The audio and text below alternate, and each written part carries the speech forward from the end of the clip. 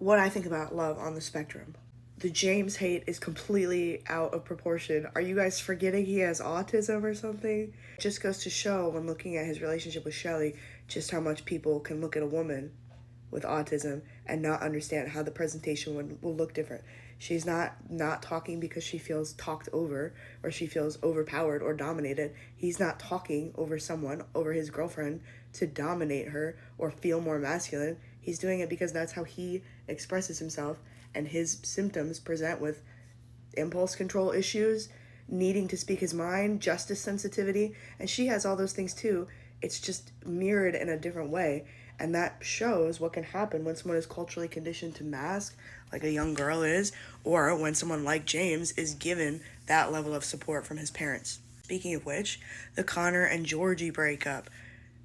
Connor is a child that got early intervention and most likely ABA therapy support or in-home support of some sort or program support. Georgie, if she is being considered not autistic, I don't know what her diagnosis is, likely did not have access to those resources, especially because she talks about coming from a family with a bunch of siblings. Tanner presents this way similarly too as Connor. You are expecting anytime someone reacts to you, they react in the, oh my gosh, wow, I cannot believe you're sharing, to encourage verbal processing from the boys, from Connor as a child, to encourage interest development, to encourage back and forth conversation, but you don't get to translate that unconditional parent-child, facilitator-child, person needing support to your romantic partnership. You don't get to demand that level of responsiveness and reactivity from someone who clearly doesn't naturally show it. How many times did Connor have that discussion with her?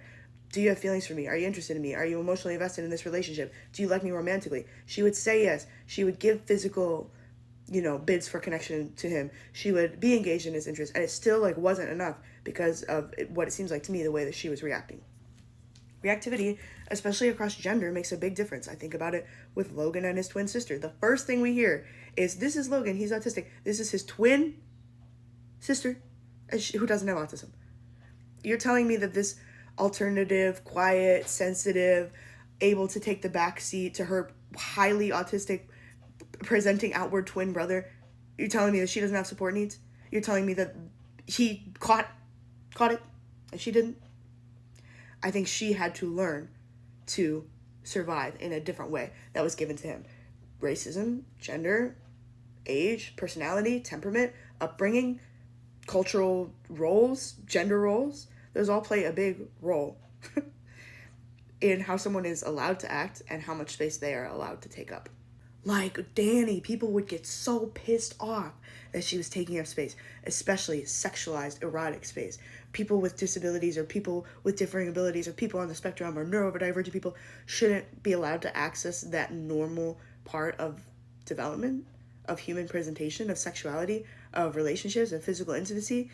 And she had to go so far and be like, these autistic boys, these men on the spectrum were not giving me what I need, and so I had to go outside of the community to find what I was looking for in a relationship, because that is how strong this asexual autism bind is. These adults can't have relationships, they can't develop relationships.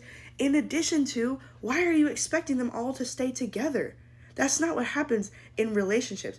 We want to give people of all abilities the ability, the advocacy, and the empowerment to be able to participate in conscious relationships, and most relationships come to an end. Wishing that they live happily ever after and get married is not the vibe.